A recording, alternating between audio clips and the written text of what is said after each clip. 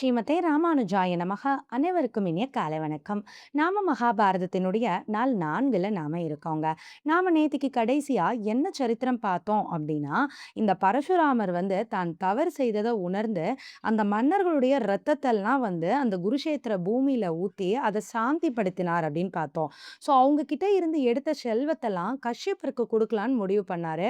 ஆனா கஷ்யப்பர் பயந்தாரு. ஏன் அப்படின்னா, இது நல்ல வழியில வந்த செல்வம் இல்ல இல்லையா? இத வாங்கலாமா? வேண்டாமான்ற குழப்பத்துல உட்கார்ந்திருந்தாரு அப்படின்னு தான் பார்த்தோம் இல்லைங்களா? ஸோ அப்ப வாங்க நாம கதைய தொடரலாம். இப்போ குருஷேத்திரத்துல உட்கார்ந்திருக்கிறாரு யாரு? கஷ்யப முனிவர் வந்துட்டு. அப்ப பரசுராமர் சொல்றாரு, "நான் போய் குளிச்சுட்டு வந்துட்டு உங்களுக்கு இந்த சொத்தெல்லாம் தானம் தரேன்" அப்படின்னு சொல்றாரு. இவருக்கு ஒரு பயம். அப்படியே உட்கார்ந்துருக்கிறாரு. பார்த்தா பக்கத்துல ஒரு பாம்பு புத்து ஒண்ணு இருக்குது. அந்த பாம்பு புத்துக்குள்ள ஒரு ஆண் பாம்பு, ஒரு பெண் பாம்பு, குட்டி பாம்புகள்லாம் இருக்குது. அப்ப அந்த ஆண் பாம்பு வெளியில போயிடுது. அப்ப கொஞ்சம் நேரம் கழிச்சு வேற ஒரு ஆண் பாம்பு அந்த புத்துக்குள்ள வருது. அப்ப அந்த பெண் பாம்பு என்ன சொல்லுது அப்டின்னா, "இது முறை கிடையாது. நீ எங்க புத்துக்குள்ள வரக்கூடாது. நீ என்கிட்ட தவறா நடக்க முயற்சி செய்யக்கூடாது. நீ இங்கேருந்து போயிடு" அப்டின்னு வார்னிங் பண்ணுது. ஆனா இந்த 2வதா வந்துச்சு. வேற ஆண் பாம்பு இருக்குது இல்லையா? அது சொன்ன பேச்சு கேட்காம என்ன செய்யுது அப்டின்னா, இந்த புத்துக்குள்ள வலுக்கட்டாயமா உள்ள நுழையுது. உள்ள நுழைஞ்சா அடுத்த 10வது வினாடி அந்த புத்து வெடிச்சு சிதறுது. அந்த புத்துக்குள்ள இருந்து அந்த ஆண் பாம்பும் சிதறி கீழ விழுந்துருதாம். அத பார்த்த உடனே தான் இந்த கஷ்யப்பருக்கு ஒரு உண்மை புரிந்ததாம். என்ன அப்டின்னா, இது குருஷேத்திரம். புண்ணிய பூமி. இங்க தவறு பண்றவங்க யாருமே பிழைக்க முடியாது. யார் அறத்தின் வழியும், தர்மத்தின் வழியும் நிலை நிற்கிறாங்களோ, அவங்க மட்டும் தான் இந்த பூமியில நிலை பெற்று இருக்க முடியும். இந்த பாம்பு தவறா நடந்துச்சு. அதனால தான் அதோட தலை வெடிச்சு போச்சு. அப்போ இந்த பரசுராமர் கிட்ட நெறைய சொத்துகள் இருக்குது இல்லையா? இது தவறுதான். இதுல குற்றம் குறை இருக்குது அப்படின்னா, கண்டிப்பா இந்த செல்வத்துக்கும், பரசுராமருக்கும் ஏதோ ஆயிருக்கணும். ஆனா அது ஒண்ணும் ஆகலையே! அப்ப அதிலிருந்தே தெரியுது, இதனுடைய பாவங்கள் எல்லாம் நீக்க பெற்றுச்சு அப்படின்றது. ஸோ அதனால நம்ம வாங்குறது தப்பில்ல அப்படின்னு சொல்லி முடிவெடுத்து பரசுராமர் கிட்ட இருந்து வாங்கிக்கிட்டாராம். இப்போ இந்த கதைய யார் சொல்றா அப்படின்னா, சூத பௌராணிக்கர் அப்படின்ற முனிவர் தான் சொல்லிட்டு இருக்காரு. அதாவது ஒரு குரூப் ஆஃப் முனிவர்கள்லாம் உட்கார்ந்துருக்காங்க. அப்ப சூத பௌராணிக்கர் உள்ள வராரு. "நீங்க எங்கருந்து வரீங்க?" அப்படின்னு கேள்வி கேட்டதுக்கு, "நான் குருஷேத்திரத்துல இருந்து வரேன்னு" சொல்றாரு. ஸோ அந்த குருஷேத்திரத்தினுடைய பெருமை என்ன அப்படின்றத கூறுறதுக்காக தான் இப்ப நாம பார்த்த இந்த கதையே சரிங்களா? ஸோ இப்போ ஆ அவர் அந்த கூட்டத்திலேயே உட்காந்துக்கிறாரு. அப்போ மற்ற முனிவர்கள்லாம் "நீங்க சொன்னீங்க இல்லையா? முந்தி காலத்துல ஜனமேஜயன் ஒரு ராஜாவும், வைஷம்பாயனர்ன்னு ஒரு முனிவரும் ஏதோ ஒரு கதை பேசிக்கிட்டாங்கன்னு சொன்னீங்க இல்லையா? அந்த கதைய எங்களுக்கு சொல்றீங்களா? நாங்கலாம் கதை கேட்கணும்னு ரொம்ப ஆர்வமா இருக்கோம்." அப்படின்னு மற்ற முனிவர்கள் எல்லாம் சொல்றாங்க. சவுனகருடைய தலைமையில. அப்ப அவரு "சரி ஓகே. நான் உங்களுக்கு சொல்ல ஆரம்பிக்கிறேன்" அப்படின்னு சொல்லிட்டு மகாபாரத கதைய ஸ்டார்ட் பண்றாரு. மகாபாரத கதை எங்கிருந்து ஆரம்பிக்குது அப்படின்னு பார்த்தா, ஜனமேஜயன் அப்படின்ற ராஜா கிட்ட இருந்து தான் ஆரம்பிக்குதுங்க. இந்த ஜனமேஜயன்ற ராஜா தான் இந்த அதுக்கப்புறம் நெறைய ராஜாக்கள் இருக்காங்க. ஆனா மகாபாரதத்துல காண்பிக்கப்பட்ட கடைசி ராஜா யாருன்னா, ஜனமேஜயன் தான். ஸோ இவன்கிட்ட இருந்து தான் மேல இருந்து கதை ஆரம்பிக்கல. கீழ இருந்து தான் கதை ஆரம்பிக்குது மகாபாரதம். அப்ப இந்த ஜனமேஜயன் அப்படின்ற ராஜா என்ன செய்றான் அப்படின்னா, ஒரு பெரிய யாகம் ஒண்ணு நடத்திக்கிட்டு இருக்கான். சத்ர யாகம் அப்படின்னு பேரு. அதாவது 12 நாள் செய்யக்கூடிய யாகத்துக்கு பேரு சத்ர யாகம் அப்படின்ற பேரு. அந்த யாகத்த அவன் செஞ்சுட்டு இருக்கிறான். அப்போ ஒரு நாய் அந்த யாகசாலை வழியா போது. அது ரொம்ப ஒரு குட்டி நாய். ஆனா உள்ளலாம் வரல. அது எதுவுமே பண்ணல. ஆனா அந்த யாகசாலையில காவலாளிகள் எங்க உள்ள வந்துடுமோ அப்படின்ற பயத்துல அந்த நாய அடி அடின்னு அடிச்சு விரட்டி விட்டுர்றாங்க.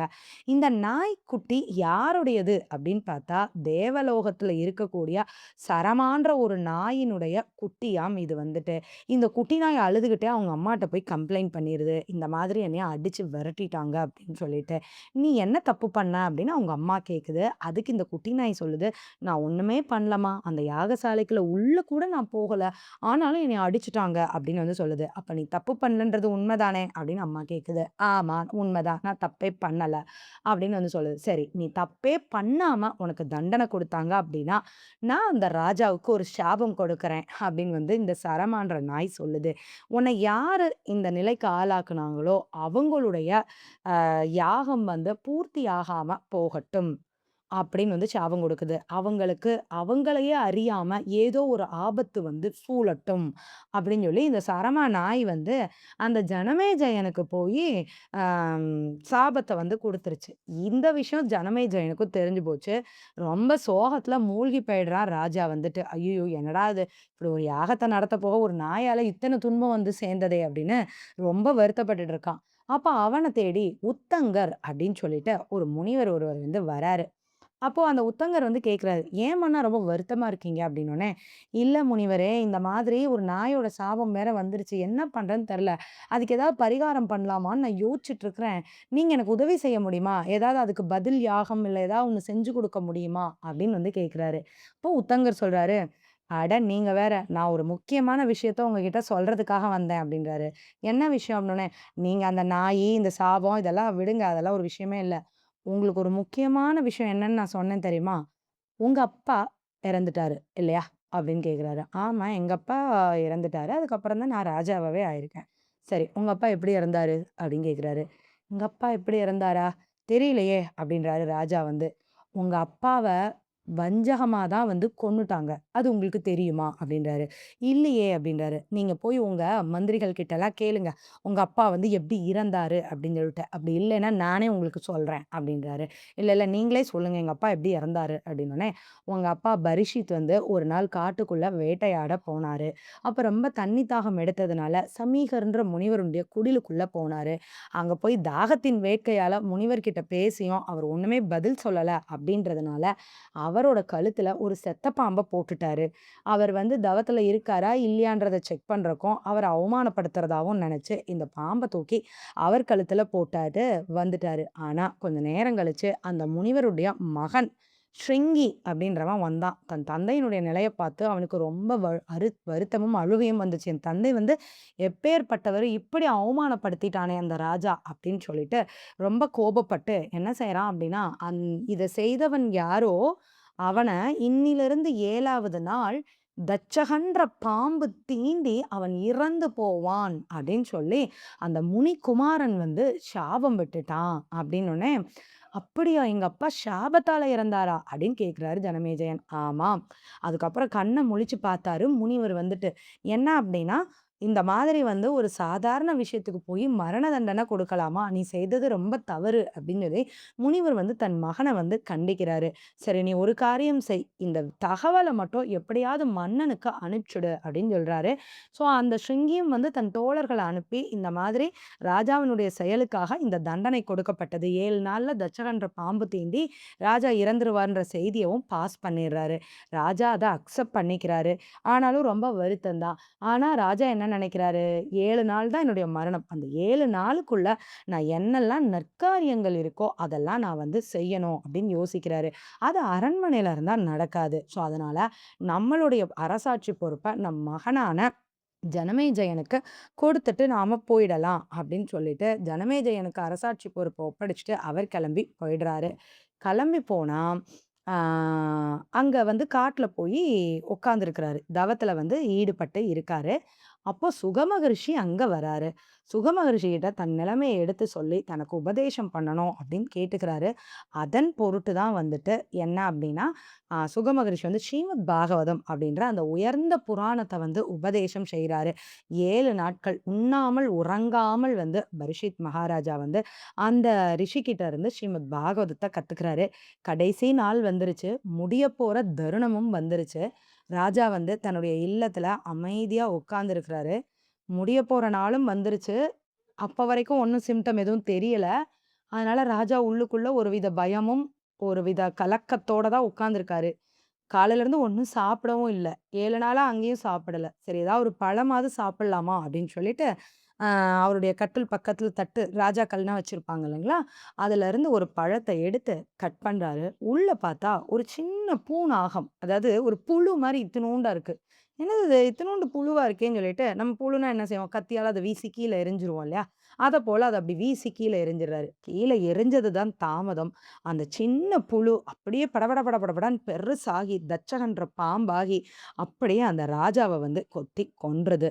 ஸோ, இந்த மாதிரி தச்சகன்ற பாம்பு கடிச்சு தான் உங்க அப்பா இறந்தாரு. இந்த விஷயம் உங்கள்கிட்ட இருந்து மறைக்கப்பட்டிருக்கு. அத நீங்க தெரிஞ்சுக்கங்க அப்படின்னு வந்து சொல்லிக் குடுத்துர்றாரு. இந்த உத்தங்கர் வந்துட்டு. அப்ப ஜனமேஜயனுக்கு வந்ததே கோவம். என்னது இது? என் தந்தைய கொன்னது ஒரு பாம்பா? இப்படி பாம்புகளின் சூழ்ச்சியால தான் என் தந்தை வந்து இறந்து போயிட்டாரா? அப்போ இப்பவே நான் ஒரு சபதம் எடுக்கிறேன். இந்த உலகத்துல உள்ள அத்தன பாம்புகளையும் நான் அழிப்பேன். நீங்க அதுக்கு எனக்கு உதவி செய்யுங்க முனிவரே! அப்படின்னு கேட்கிறாரு. அப்போ உத்தங்கர் வந்து ஒரு ஐடியா குடுக்குறாரு. என்ன அப்படின்னா, சர்ப்பசத்ர யாகம் அப்படின்னு சொல்லி ஒரு யாகம் இருக்குமன்னா, அந்த யாகத்த நீங்க நடத்துனீங்க அப்படின்னா, இந்த உலகத்துல இருக்கிற எல்லா பாம்புகளும் வந்து இந்த யாக குண்டத்துல விழுந்துரும். அப்ப இந்த தச்சகன்ற பாம்பும் வந்து ஆட்டோமேட்டிக்கா உள்ள விழுந்துருவான். அப்படின்னு வந்து ஐடியா குடுக்குறாரு. சரி நீங்க சொல்றது சரியான ஐடியா. நம்ம இப்பவே சர்ப்பசத்திர யாகத்துக்கு ஏற்பாடு பண்ணலாம். அப்படின்னு ராஜா வந்து முடிவெடுக்கிறாரு. என்ன அப்படின்னா, இவருக்கு ஏற்கனவே ஒரு சாபம் வேற இருக்கு. அந்த நாய் குடுத்த சாபம் இருக்கு. யாகத்த ஆரம்பிச்சா, யாகத்த முடிக்க முடியாம போகுன்ற சாபம் இருக்கா? ஏற்கனவே ஒரு யாகமே பாதியில நிக்குது. இதுல இன்னொரு யாகத்த வேற இவரு ஸ்டார்ட் பண்றதுக்கு ரெடி ஆயிட்டாரு ராஜா வந்துட்டு. ஸோ, அப்போ அதுக்கப்புறம் கண்ணுக்கு தெரியாத ஒரு ஆபத்து வேற சூழும் வேற வந்திருக்குது. ஸோ, இத்தன டிஃபிகல்ட்டான சிச்சுவேஷனுக்கு நடுவுல ராஜா இந்த மாரி ஒரு முடிவு எடுக்குறாரு. ஆனா, இந்த ராஜா அமைதியா தானே இருந்தாரு. இவரு இப்படி உங்க அப்பாவோட ஃப்ளாஷ்பேக் எல்லாம் சொல்லி, இவரு இப்படி விகரஸ் படுத்தினது யாரு? அப்படின்னா, வந்த உத்தங்கர்ன்ற முனிவர் தான் இல்லையா? எதுக்காக அவர் அப்படி செய்யணும்? உத்தங்கர் ஏன் வந்துட்டு ராஜாவ தூண்டி விடணும்? அப்போ ஏதோ ஒரு பகை இந்த உத்தங்கருக்கும், அந்த தச்சகனுக்கும் இருக்கு இல்லைங்களா? ஸோ தச்சகன பழிவாங்கணும்னு இந்த உத்தங்கர் வந்து நினைக்கிறாரு. ஆனா, அவர் ஒரு முனிவர் தான். அவரால எல்லாத்தையும் சாதிக்க முடியல. ஸோ அதுக்கு தான் ஜனமேஜயன ஒரு கருவியா வந்து பயன்படுத்த போறாரு இந்த உத்தங்கர். ஆமா, அப்படி என்ன பகை இந்த தட்சனுக்கும், ஆ உத்தங்கருக்கும் இருந்திருக்கும்? பொறுத்திருந்து பார்ப்போம். பகவான் திருவடிகளுக்கே பல்லாண்டு கூறி அமைகிறேன். ஸ்ரீமதே ராமானுஜாய நமக. நன்றி.